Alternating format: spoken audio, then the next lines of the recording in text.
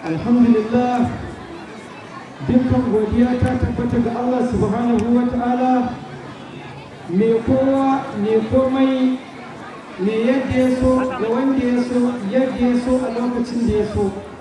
Tsira da amincin Allah su ƙara tabbata ga fiyayyen halitta annabi Muhammad sallallahu alaihi wasallam. Ina miƙa godiya ta ƙololuwa ƙarshe ga Allah subhanahu wa ta'ala da ya haɗa mu a wannan bigire mai albarka, rana mai albarka, tare da mutane masu albarka. Allah ka daɗin tsira da rahama da annabin albarka, annabi Muhammad sallallahu alaihi wasallam. Shugaban taro mai girma DIG mai ritaya, iyayen wannan masarauta guda biyar wanda saboda wasu larurori suka wakilta wakilansu, hakimai na wannan masarauta ta al'ummar Hausawan Afirka da duniya gabaki daya, 'yan jarida, iyayenmu wanda suka halarci wannan guri mai albarka, samari da duk wanda ya zo wannan taro, ne mana gaisuwa irin ta addinin musulunci. Assalamu alaikum wa rahmatullahi ta'ala wa barakatuh. Efere ƙungiya ce ta Yarabawa zalla, Indigo ƙungiya ce ta Igbo. 'Yan uwanmu tun shekara 40 da suka wuce suka yi ƙungiya wacce ake kira Mayyata Allah da sauransu. Duk da wannan ɗaukaka da Allah yi wa Bahaushe, wanda shi ne harshe na 11 a wannan duniya tamu shekara 4 da suka wuce, harshen da ake fassara arfa da shi, harshen da in ka je Saudiya inda aka rubuta wajen jefan shedan da Faransa da Larabci da Turanci, haka aka rubuta wajen jefan shedan da wannan harshe namu na Hausa. Harasa 4 kawai su aka rubuta haka. Harshen Alkur'ani wanda shi ne yake da ƙa da ɓa da ɓa, harshen da yake da yamala da kisra da rufa, harshen da yake da babu alif ba ta ca jin ƙarami ha ƙarami ha ƙaramin ne ruwa dalin zalra zaira shin ƙara shin ne ruwa sadi ya ji ɗa misalu zadi an baki gan baki ba guje kawo kaula sannan aramu da malu alhamza ya ƙara aya. Daga ji ka san an ce aluja, ka san wannan harshe ne na Hausawa suka yi alu, daidai wannan biran sai suka ce ja, kai daga jin ja saboda tsawonsa ka san ya bambanta da an bakin wafi wanda larabci suke kira ainu, ya buɗe bakinsa. Waɗannan duk baƙaƙe ne na Hausawa wanda suka yi shi ta Hausa a jami. To don haka duk da wannan ɗaukaka harshen Hausa ba shi da ƙungiya. Da muka tambayi iyayenmu da kakanninmu sarakuna, wai wacce ce ƙungiya ta Hausawa, sai suka ce ƙungiyar dattawan Arewa ita ce ta Hausawa. Na ce anya ko yanzu da ya raba Ilori da wani wanda yake taraba wata ƙabilar da wanda yake Jos, wanda yake neman ka wani lokacin ana ta dambarwa ka kashe ya kashe, anya ko zai zama wakilinka? Sai muka ce lala ba zai yiwu ba. Don haka lalle mu kafa ƙungiya ta al'ummar Hausawan Afirka bisa sahalewa ta hukumar yiwa ainihin kamfanoni rijista, sai aka kafa ƙungiyar wanda daga nan ta zama yanzu ta Hausawan duniya. Don haka ranar Hausa duniya tana ɗaya daga cikin wannan ƙungiyar ce ta ƙirƙiro ta shekara 8. Yanzu maganar nan da nake ma Saudiya suna yin nasu, Amerika suna yin nasu, Cote d'Ivoire suna yin nasu, duk waɗansu ƙasashe na Afirka guda 35 a yau ka buɗe duk wani kafafen yada labarai ba abin da ake magana sai ranar Hausa ta duniya, daga nan ta samu asali. Kwanan nan yan uwanmu da suke Hausawa suke Abia, sai aka samu gwamnan da suke da kara ya tashe su ya koma daji, ya koma da su daji. Muka yi masa magana sai ya ce wallahi shi da kyakkyawan niyya zai yi da su, yasa aka fara gewaye gurin, zai musu police station a gurin saboda tsaro. Amma katsa sai waɗannan mutane da nake kiransu ɗan uba, wanda su ne sai an farraka ƙasa ba tare da sanin gwamnan ba da kowa, suka je suka farraka, suka je suka kashe mutum 9 da shanu guda 54 da ainihin dabbobi guda 28.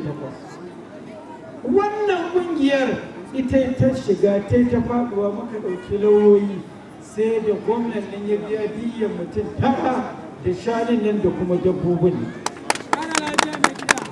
Kuma yanzu wannan zaman da yake na ranar Hausa ta duniya a haɗa din Najeriya da ƙasashen Afirka yau a Jigawa, wannan ya nuna mana ba ƙaramin aiki ja maka ɗauko ba. Hausawa, isa ta isa. Hausawa, muna kira da gwamnatin tarayya ta sani da kakkausan murya irin abubuwan da ake wa Bahaushe a gida da waje da kudancin Najeriya ya isa. In ka zo Jigawa, unguwa ce da su ta musamman. In ka je Sabon Gari, unguwa ce da su ta musamman a Kano. In ka je ainihin Fage Local Government kusa da ainihin inda sarki yake zuwa Fani Sau, unguwa ce da su ta musamman. Amma ta yaya za a ce Bahaushe ba zai je kudancin Najeriya ya nemi abincinsa ba? Bacin duk wanda suke kan waɗannan gurare za su tsaya mutanenmu.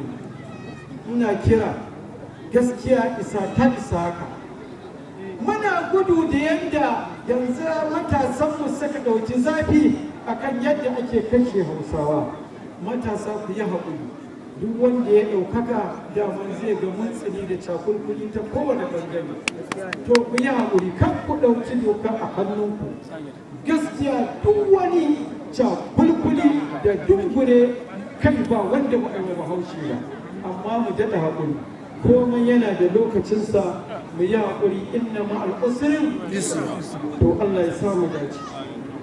Dadda magana ta ƙarshe da zan yi, yau ga Hausawan Afirka a Jigawa.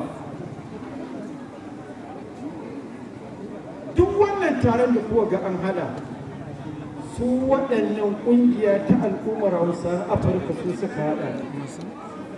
Ma gaskiyar magana, muna godiya da mai martaba sarki wanda ya buɗe wannan ainihin fada tasa mai albarka, muka yi wannan taron, ya ba da kyakkyawar gudunmuwa. Sauran sarakuna da suka turo wakilansu babu shakka sun ba da gudunmuwa.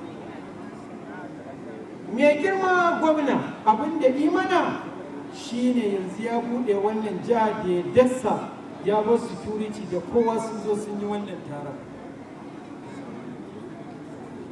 Ga waɗansu mutane misali kamar shugaban ƙaramar hukuma na wannan dutsen Argon Ciyama da ainihin Alhaji Nasir Ahmad na Barka, su kaɗai ne wanda duk wannan taron suka taimaka mana da ɗan taimakon kuɗi. Alhamdulillah, Ciyaman ya ba da 300,000, shi kuma ainihin Alhaji Nasir Ahmad na Barka ya ba da 40,000.